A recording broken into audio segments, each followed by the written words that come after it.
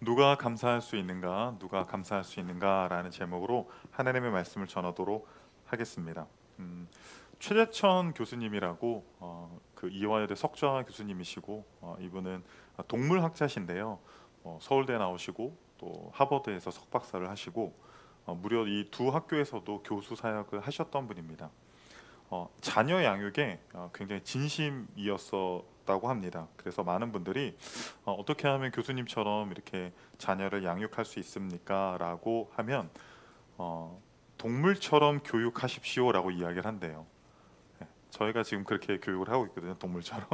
근데 이 말이 무슨 말이냐면 아프리카 가나나 코트디바루에 사는 침팬지들은요 견과류를 먹을 때 돌 위에 견과류를 올려놓고 다른 돌로 겉에 있는 딱딱한 껍질을 깨서, 즉 도구를 사용해서 견과류를 먹는데요. 근데 놀라운 것은 엄마 침팬지나 아빠 침팬지가 절대로 아이들에게 그걸 알려주지 않는답니다.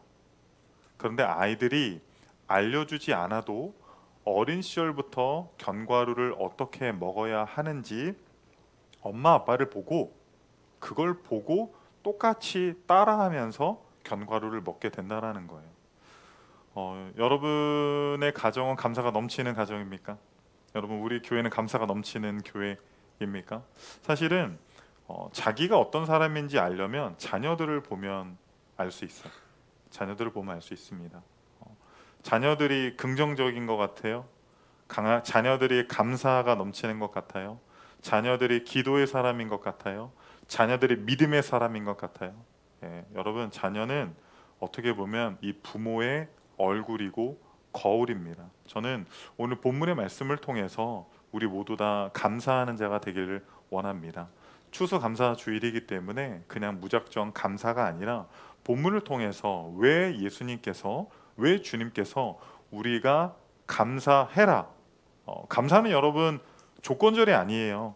감사해도 되고 감사 안 해도 되는 것이 아니라 하나님께서 우리에게 감사하라고 명령을 하셨는데 그 이유들이 무엇인지, 또 누가 감사할 수 있는 자인지 세 가지로 여러분들에게 말씀을 전하도록 하겠습니다.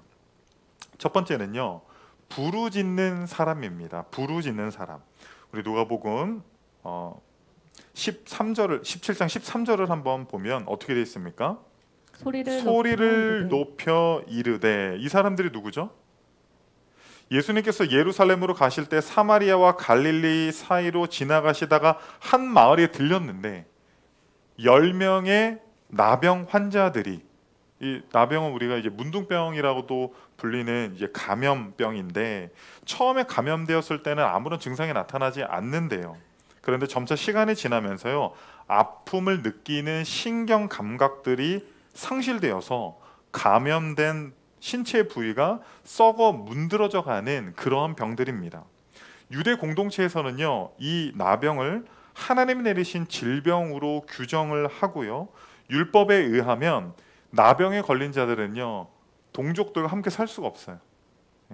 마을에서 가족들과 친지들과 이웃들과 살 수 있는 것이 아니라 그 마을 외곽, 아니 마을에서 쫓겨나서 살아야 한다라는 것입니다. 아마도 이 보통은 이제 나병에 걸리면 혼자 사는데 나병 걸린 사람들끼리 10명이서 서로 의지하면서 살고 있었던 것 같습니다. 그런데 그들이 13절에 보니까 소리를 높여, 얼마나 큰 소리로 예수님을 불렀는지, 우리를 불쌍히 여기소서라고 이야기를 했다라는 거예요. 12절을 보면요, 나병 환자들이 예수님께 가까이 가지를 못해요. 사람에게 가까이 가면 안 됩니다. 그건 율법을 어기는 거기 때문에. 율법을 어길 수는 없고, 그러나 예수를 만나서 고침은 받고 싶고, 혹시라도 거리가 있어서 내 이야기를 듣지 못하면 어쩌나라고 하는 그런 마음에 얼마나 큰 소리로 예수님을 불렀겠습니까? 그런데 이들은 단순히 육체의 질병 때문만에 고통스러웠던 것은 아닙니다. 그들은 철저히 격리됐어요. 사랑하는 가족들로부터 격리됐고 공동체로부터 격리되었고요. 사람들이 그 나병 환자를 혹시라도 지나가다가 보게 되면 어떠한 시선으로 봤을까요? 하나님께 복을 받았다고 생각했을까요? 전혀 아니죠. 뭔가 문제가 있어서 저 사람들은 하나님께 심판을 받고 아픔을 겪고 있는 거라고 생각을 했단 말이에요. 싸늘한 눈빛이 있었다라는 거죠. 그러나 그들은 그 아픔을 가지고, 그 문제를 가지고 절망하는 것이 아니라 예수님이 나타나자 그 예수님께로 가서 자신의 문제를 가지고 부르짖었다라는 거예요. 여러분은 여러분의 인생 가운데 어떤 문제가 발생했을 때, 아픔이 발생했을 때 그걸 가지고 주님께 나아가는 분이십니까? 주님께 부르짖는 분이십니까? 시편 91편 15절 한번 보겠습니다. 그가 내게 간구하리니 내가 그에게 응답하리라. 그들이 환난 당할 때에 내가 그와 함께하여 그를 건지고 영화롭게 하리라. 그가 내게 간구하리니, 우리가 주님 앞에 문제를 가지고 간구하며 기도하며 나아갈 때 하나님께서 반드시 응답하십니다. 여러분, 여러 가지 육체의 문제, 가정의 문제, 관계의 문제, 물질의 문제로 여러분이 환난을 당하고 있을 때 하나님은 여러분을 모른 채 하시는 게 아니에요. 여러분과 함께 하시고 여러분을 건지시고 구원하실 뿐만 아니라 영화롭게 하신다. 무슨 말이에요? 여러분을 새롭게 하시는 줄 믿으시기 바랍니다. 우리가 문제를 가지고 하나님께 부르짖어야 할 이유를요, 기도의 사람 E.M. 바운주가 이렇게 말합니다. 기도할 때 네 가지를 명심하래요. 첫 번째는요, 하나님께서 우리의 기도를 들으신다는. 제가 이제 가끔 아내랑 대화를 할 때 좀 언짢을 때가 있어요. 잘 안 들어요. 저는 막 진지하게 얘기하거든요. 근데 핸드폰 보면서 애랑 막 얘기해서 나중에 얘기하면요, 언제 얘기했냐라는 거예요. 여러분, 생각보다 여러분 그 자녀들이 성인이 되면 부모 말 잘 들어요? 여러분, 생각보다 내 말 잘 들어주는 사람이 없어요. 우리 수모임 할 때도요, 어느 수는 보면요, 다 자기 얘기하고 끝나. 주제가 통일이 안 돼. 생각보다 사람들이 우리 말 잘 안 들어준다라는 거예요. 그런데 여러분, 우리가 간구할 때, 우리가 부르짖을 때 하나님께서 우리의 기도를 들으시는 줄 믿으시기 바랍니다. 두 번째는 뭐였어요? 그것에 대해서 깊이 생각하신다라는 거예요. 예. 별일 아닌 것 같고 너 왜 이래? 하는 게 아니라 공감하신다라는 거예요. 그리고 세 번째, 그것에 응답하실 뿐만 아니라, 그리고 넷째, 그것을 통해, 그 문제를 통해 우리를 구원하시고 해결하심을 믿으시기 바랍니다. 두 번째는요, 말씀에 순종하는 사람입니다. 예수님께서 10명의 나병 환자들을 불쌍히 여기셔서 그들의 부르짖음에 응답을 하셨습니다. 우리 14절 한번 같이 읽을까요? 보시고 이르시되 가서 제사장들에게 너의 몸을 보이라 하셨더니, 네, 보이라고 했어요. 제사장들에게 야, 너희들 제사장들에 가서 몸을 보여라 라고 말씀을 하셨습니다. 예, 이것도 율법에 명시되어 있는 거예요. 나병에 걸렸으면 격리되어야 하고 마을에서 쫓겨나야 하는데, 혹시라도 그들이 완전히 치유를 받으면 바로 가족들에게 돌아가고 공동체에 돌아가고 마을로 돌아오는 것이 아니라 반드시 누구에게 가서 체크를 받아야 돼요? 예, 제사장에게 가서 나병이 깨끗이 나았는지 검사를 받은 이후에 사랑하는 가족들에게 돌아가서 일상을 회복할 수가 있었습니다. 그런데 예수님의 말씀은 좀 이상해요. 고침을 받고 제사장에게 가야 되잖아요. 그런데 예수님은 뭐라고 해요? 다 낫지도 않았는데, 아니, 이 나병 환자들이 기대한 건 뭐예요? 예수님께서 그들에게 가까이 와서, 그들은 율법에 명시되어 있기 때문에 예수님께 다가갈 수 없지만 예수님께서는 선지자시니까, 메시아니까 그 모든 것을 뚫고 가서 그 나병 환자들의 머리에 안수해서 치유하고 기적이 나타난 이후에 제사장에게 가서 검사를 받는 게 그렇게 해야 되는 게 맞는 건데, 그들이 그걸 기대했을 터인데, 아니, 예수님도 멀리서 제사장에게 가봐 이렇게 이야기를 하는 거예요. 여러분, 서운하지 않겠어요? 예? 서운하지 않겠어요? 그런데 이 나병 환자들은요, 몸이 낫지도 않았는데 제사장에게 가요. 그러니까 어떤 일이 일어납니까? 14절 후반절을 보니까 어떻게 해요? 그들이 가다가 깨끗함을 입게 됐다라는 거예요. 할렐루야! 이게 얼마나 큰 믿음입니까? 여러분, 우리가 항상 하나님께 기도할 때는 어떻게 기도해요? 하나님, 이 문제를 해결해 주시면, 하나님께서 치유해 주시면, 하나님께서 이 어려움 속에서 건져내 주시고 기적을 행하시면 나에게 새로운 마음을 주시고 은혜를 주시면 제가 순종하겠습니다. 그러잖아요. 저도 그런 경우가 많거든요. 먼저 제 패를 먼저 까고 싶지 않은 거예요. 너 먼저 해. 그러면 제가 그 다음에 순종하겠습니다. 그렇게 이야기를 하거든요. 여러분, 하나님께서 여호수아에게 여리고성을 격파하는 전술을 알려주셨어요. 그건 일반적인 공성전의 전술이 아니었습니다. 여호수아에게 그 성을 붙였다라고 이야기했는데 그 방법이 너무나도 황당했어요. 우리가 잘 아는 것처럼 6일 동안은 하루에 한 바퀴씩 여리고성을 돌고 그 다음에 7일째는 7바퀴를 돌고 제사장이 나팔을 불면 전부 다 왁 소리를 지르는 겁니다. 아니 이런다고 성이 무너져요? 제가 만약에 여러분에게 우리가 여의도 복음화를 위해서 우리 오늘부터 이제 더 이상 여의도 순복음교회만 맡길 일이 아니다. 그래서 우리가 하루에 한 바퀴 여의도를 돌고 그리고 마지막 주일날에 7바퀴를 돌고 제가 나팔을 불면 다 같이 소리를 팍 지르자. 그럼 어떤 일이 일어나요? 여러분의 살이 빠져요. 여러분 생각보다 여의도가 큽니다. 7바퀴 돌면요 거의 막 쓰러지는 사람이 있고요. 그러면 여의도 복음화가 되겠냐고요. 그런데 어떻게 됐습니까? 우리가 잘 아는 것처럼 우리가 이해할 수 있는 것이 아니었어요. 일반적으로 그것이 여리고성을 공격해서 여리고성을 함락할 수 있는 합리적으로 우리가 이해할 수 있는 부분이 아니었다라는 거예요. 나병 환자들도 마찬가지죠. 아니 낫지도 않았는데 제사장에게 간다? 이거는 저주받을 일입니다. 율법을 어기는 일이에요. 그럼에도 불구하고 그들은 예수님의 말씀에 순종하며 나아갔더니 그들이 길을 가다가 하나님의 기적적인 치유를 경험하게 됐다라는 거예요. 여러분, 우리는요 하나님 먼저 해결해 주시면 제가 순종할게요. 아니요, 바꿔야 돼요. 아직 해결 안 됐는데 여전히 문제가 있는데 나는 이해할 수 없지만 주님이 말씀하시면 우리가 먼저 순종할 때 하나님께서 놀라운 역사를 베푸실 줄 믿습니다. 마지막 세 번째는 감사하는 사람입니다. 감사하는 사람. 여러분 오늘 여러 가지 순서가 있기 때문에 제가 굉장히 스피디하게 설교를 하고 있다는 사실 좀 더 집중해 주시고 마지막까지 한번 같이 달려가 봅시다. 10명의 나병 환자들은 문제를 가지고 주님께 부르짖었고 또한 그들은 말씀에 순종함으로 치유와 기적을 경험했습니다. 그런데 10명이 다 같이 와서 예수님께 감사를 합니까? 몇 명이 오죠? 우리 한번 본문을 볼까요? 누가복음 17장 13절 읽겠습니다.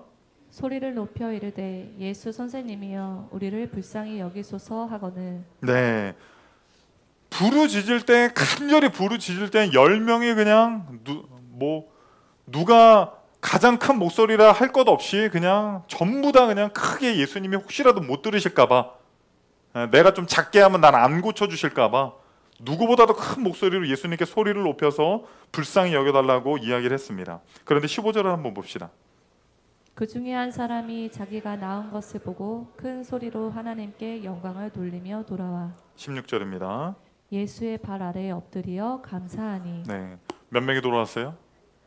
몇 명이 돌아왔어요? 한 사람만 돌아왔어요. 한 사람만.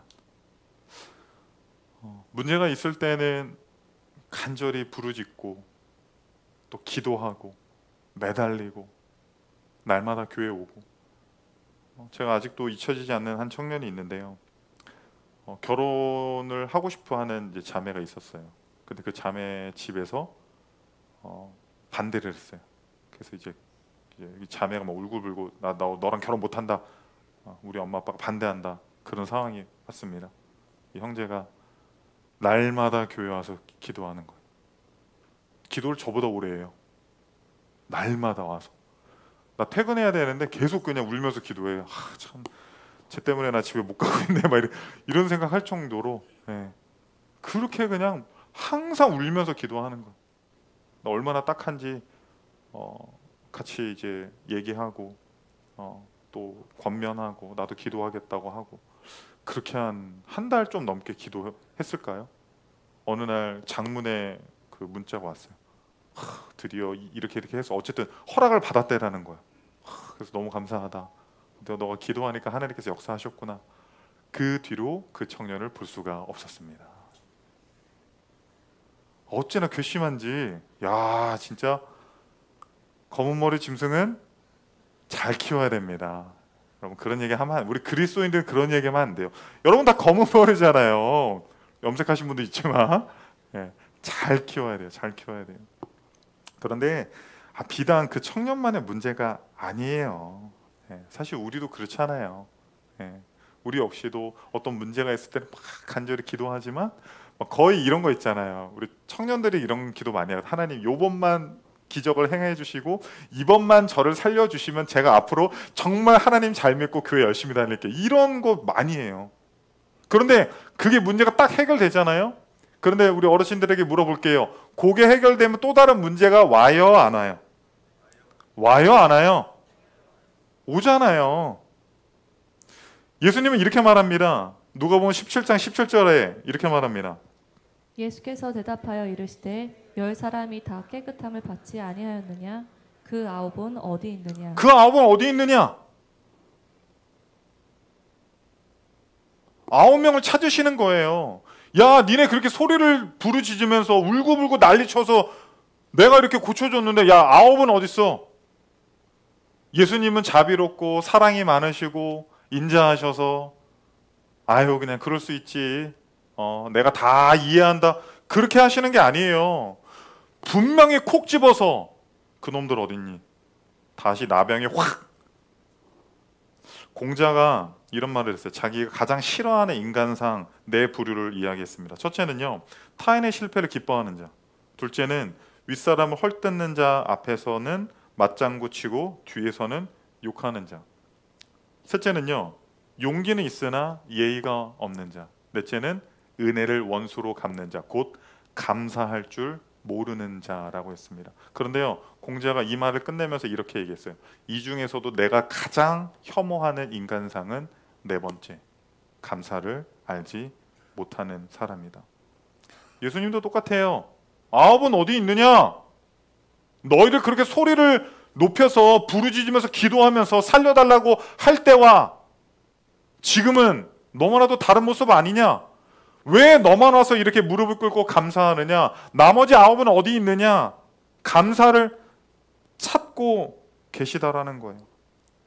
여러분, 이 나머지 9명의 나병 환자들의 관점에서 보면 그동안 이 나병에 걸려서 사랑하는 가족들을, 자식들을, 아내들을 혹은 뭐 친족들, 이웃들을 만나지 못했잖아요. 그러니까 그들이 원했던 게 뭐예요? 여러분, 실제로 몸이 많이 아프신 분들은요, 그들의 소원이 복권 당첨되는 게 아니에요. 건물주 되는 게 아니에요.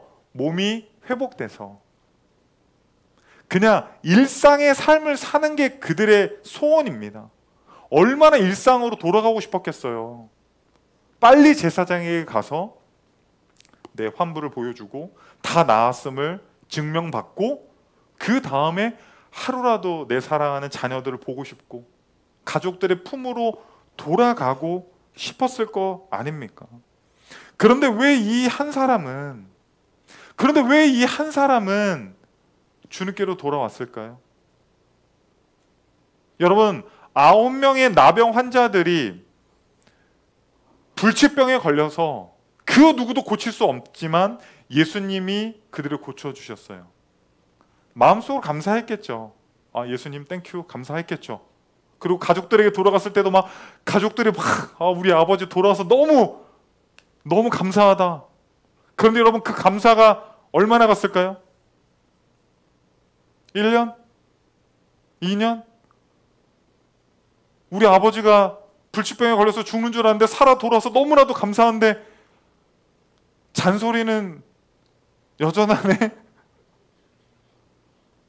요즘은 그 꼰대라고 하죠. 예. 꼰대력이 이 죽음에서 살아 돌아와서 그런지 더 꼰대력이 강력해졌어. 너 그렇게 하면 안 된다고 하고 막.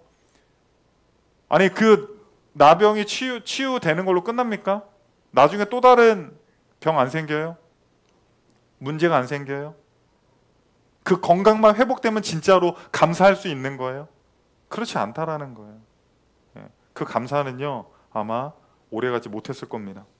그런데 이 사람은 어떻게 감사할 수 있었을까요? 우리 누가복음 17장 18절, 19절 한번 읽어보겠습니다.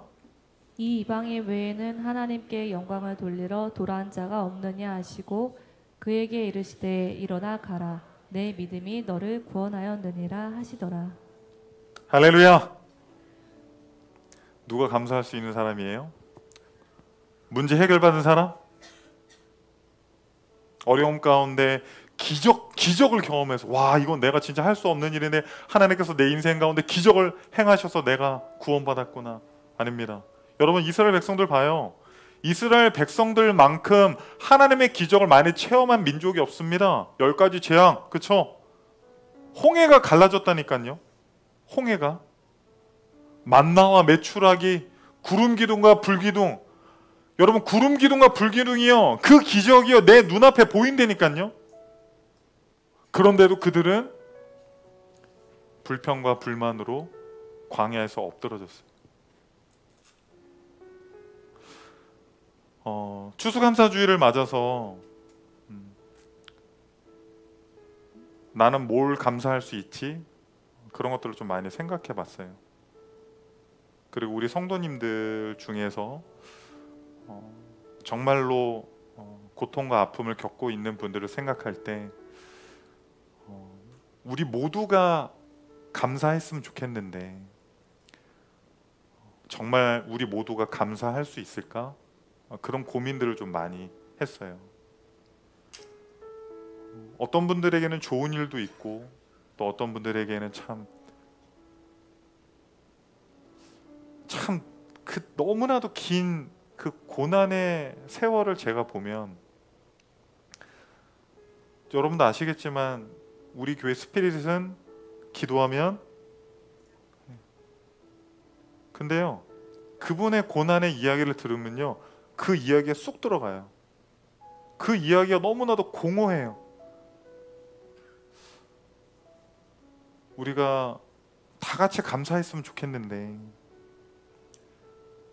어떻게 하면 다 같이 감사할 수 있지? 참 많은 고민을 했습니다.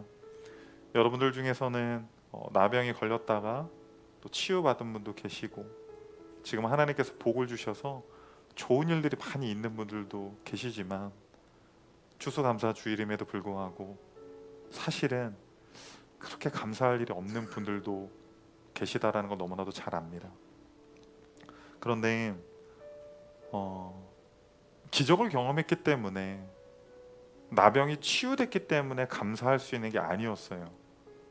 9이 어디 갔어요? 그렇죠? 똑같이 경험했는데 감사를 못한다라는 거예요. 그런데 이 이방인 문둥병자만 하나님께 감사할 수 있잖아요. 왜요?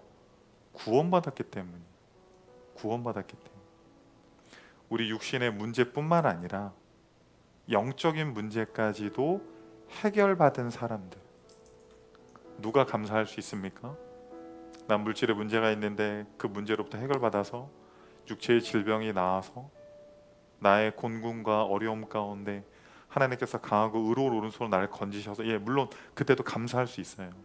그런데 우리의 삶이 가난에 처하든 부유에 처하든 내가 높아지든 낮아지든 그 어떤 상황이 되더라도 감사할 수 있는 사람은 그 누구도 해결할 수 없는 우리의 영혼의 문제를 예수 그리스도께서 십자가의 피로 해결하셨음을 믿고 구원받은 사람입니다.